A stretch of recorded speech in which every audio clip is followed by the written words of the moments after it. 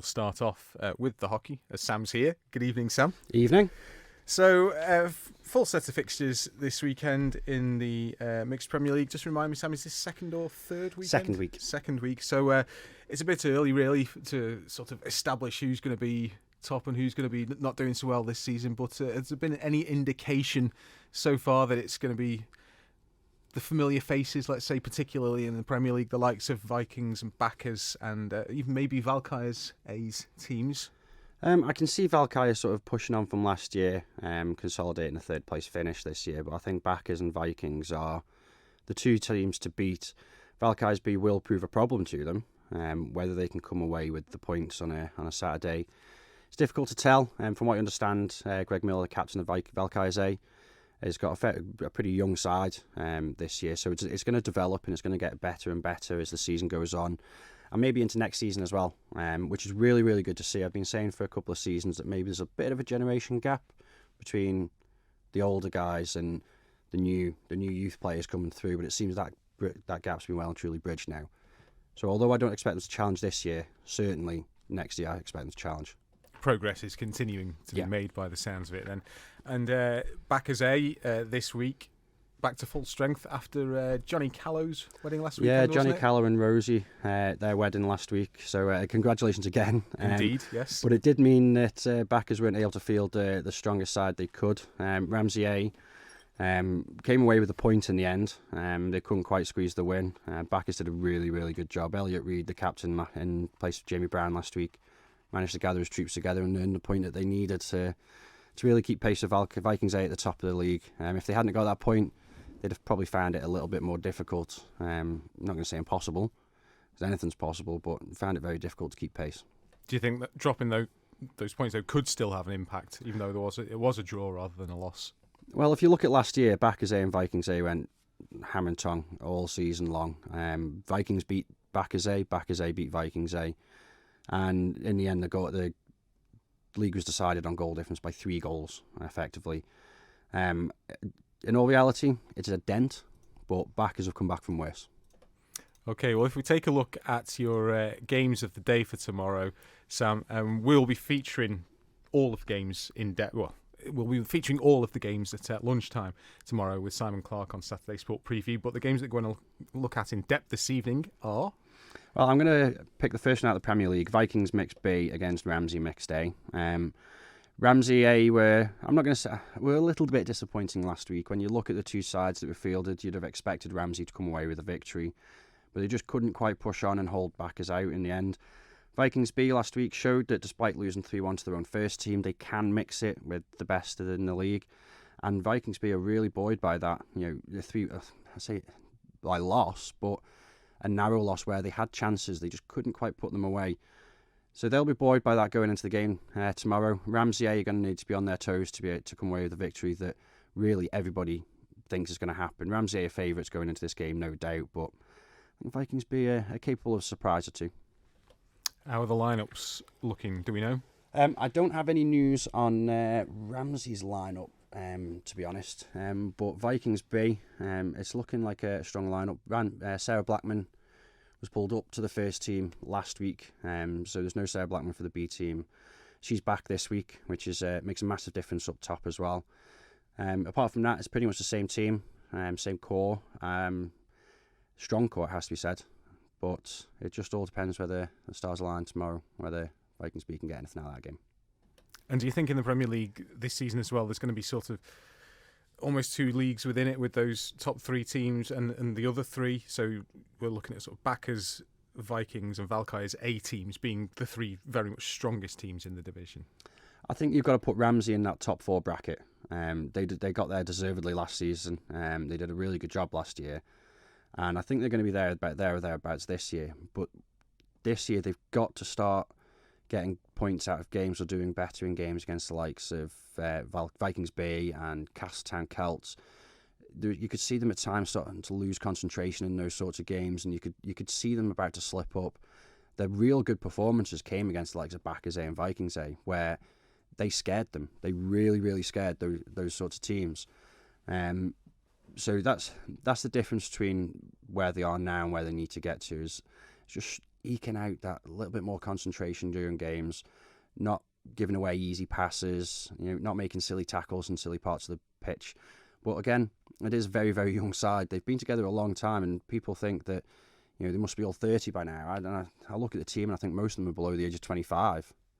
So yeah, it's a developing team that's been developing over the past sort of 5 or 6 years, and has been kept together as well. Because, like you say, we've been talking about them for a while, so that's good to see. But there is still stuff to learn for them. So we'll see how they get on against Vikings B tomorrow. One of those teams that they haven't necessarily done as well against in the past. And your other game of the day, Sam? Yeah, I'm going to pick Harlequins A versus Valkyries B in the Mixed Division 1, only because they were so close last season, and this season I see those two as the real two challengers to Saracen Sabres. Whoever wins this game is probably going to be the team that goes on to fight Saracen Sabres for the title, who are, at this point in time, out-and-out favourites, it has to be said. In reality, and I think Harlequins A are probably going to come away with the victory here, on the basis that they've got one win under their belt already. They've got some brilliant experienced players in that side, like Paul Nuttall.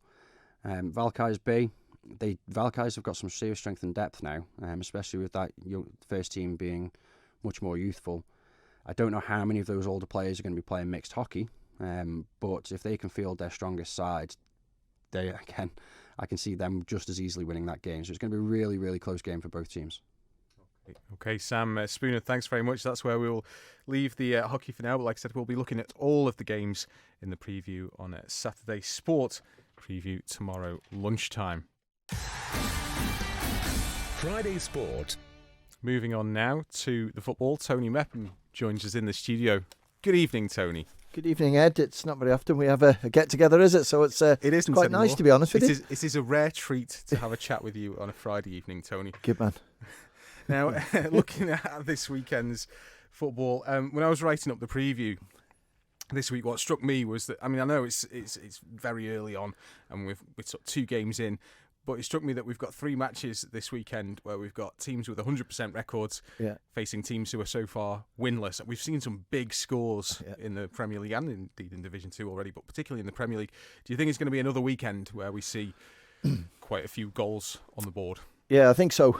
I work with a few footballers, so today we did our usual score sheet at lunchtime, and there's some heavy scores predicted, and hopefully it's not going to be that way because unfortunately the way it's working out, Ed, and I know you used to play football, is the top 4, top 5 have got stronger, and it's sort of pulled them even further away from the other teams. But I think there's 1 or 2 sort of interesting games tomorrow because when you look at sort of St George's, great start, first game of the season against Corinthians with a good win, and that's 3 points away from a team that's supposed to challenge. Corinthians bounced back last week. St Mary's have had 2 real healthy wins, haven't they? And when you look at Dan Hattersley, he's on fire. What's that? 9 goals in 2 games, so he's going really well. And when you look at sort of Peel as well, but it's all starting to become a bit messy now because sort of next week we've got the Ireland game on Saturday at 5:30. We've done that purely so we could get a league programme on for the teams that can play. But the way it's panning out, it does look as if the Ireland squad are probably going to tap into sort of Peel, St George's. You've got St Mary's, you've got Russian to go in there. So it's not going to sort of help things, and I think we're going to lose quite a few games next week, but certainly tomorrow the weather's good, and let's just hope that some of the scores that a few people are predicting to be a bit heavy aren't, because we don't want to see that. Well, if we take a quick look at the matches in the Premier League, St Mary's travelling north to Ramsey to face Ramsey, travelling to Balclone to face Ramsey. Defending champions, as we've said, they've strengthened significantly in the summer. Formidable strike force. Things are looking pretty good for the Bowl outfit, aren't they? Yeah, it is. And, when the big games come in, which is actually, I think quite a few of them is around the October November time. So we've got to wait a little bit from there. But yeah, they have looked good. And, St Mary's, I think, against Ramsey, I was sort of shocked with Ramsey's team last week, Ed, because I think there's 2 or 3 big players missing and wasn't too sure what was going on. I've sort of sussed it out now because Nick White, who was their captain last year, he's transferred to Ayr United. There's no Michael Valerga, and those 2 were big players until Nick got injured towards the end of the season. And it's a very, very young side. Andy Cleater, a tremendous player. He played really well in the Paul Henry final it was. And, last week against Laxey, he was trying to glue it all together, but they're so young. And 1 or 2 sort of key players, Tom Bentham, I think, is missing as well. He's gone to university. It's cost them dearly, and I think Ramsey are really going to have to keep things tight at the back. They couldn't last week against Laxey. And I think St Mary's here, Dan Hattersley in great form, are going to have another good day, which doesn't bode well for the young lads to learn from. St George's just going up the road really and down the lane, Blackberry Lane, to face Old Boys. Do we consider this a derby? Are they near rivals? Yes. I think Braddon's a little bit closer, but you're only across the glen, aren't you? And actually you can hear, if you're at St George's or Braddon listening, you usually get a good sound coming through from Blackberry Lane, but there's not much coming from Blackberry Lane at the moment because they've conceded an awful lot of goals. 15-2. And I think Liam Buckley's looking at it and thinking, wow, this is tough going. The writing was on the wall. I think the 2 Stewart boys haven't played. The 2 Quirk boys haven't. Kinga, Martin King hasn't, because they've all got sort of different things to do now. King is self-employed, and it's one of them, if you get injured, and you got to draw a line somewhere. And I think they're about 32, 33 now, and it's a shame, really, that Old Boys are really struggling. But St George's, a lot of good young players in there. Furu Davies was the star of the show last week with 4 goals after missing the first one. And I would say that St George's could be heaping a little bit more pressure on Douglas High School Old Boys. It's not panic stations, because when they come to play, the teams around them, hopefully they'll get the points to keep them up. But at the moment, it's tough going for them, and I expect St George to take the points.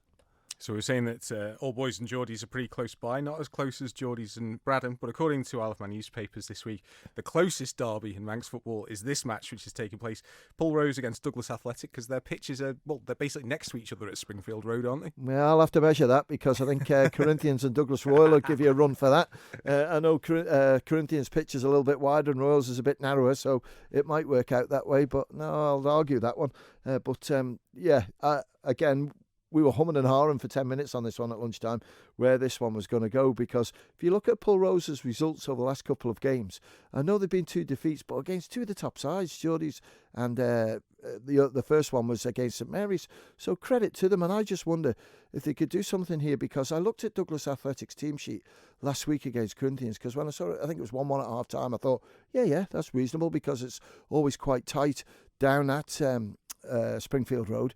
But then to collapse like they did in the second half and concede another 10 goals, yes, they scored 1. With the players that were there, I was surprised. So I just wonder if Pulrose can take something from this. You've got Nigel Moody is in there. Nigel's looking fit. He played for our Masters team last week and scored 2, and he's full of confidence at the moment.